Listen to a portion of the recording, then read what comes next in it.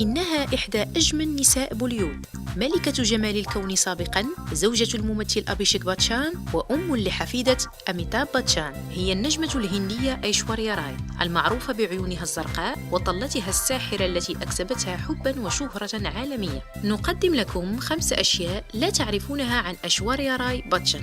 رقم 5. أول ظهور لأيشوريا على الشاشة كان من خلال إعلان تجاري لأحد ماركات أقلام الرصاص عندما كانت في الصف التاسع من المدرسة الثانوية. رقم 4.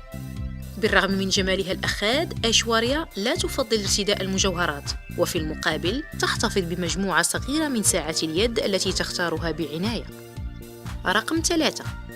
قبل أن تصبح نجمة مشهورة في عالم بوليوود، قدمت أيشوريا تجربة أداء لأحد المسلسلات التلفزية، لكن لم يتم اختيارها للدور. رقم 2.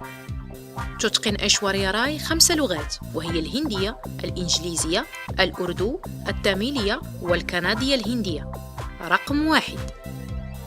لأيشوريا لقب محبب، وكل المقربين منها ينادونها بجولو.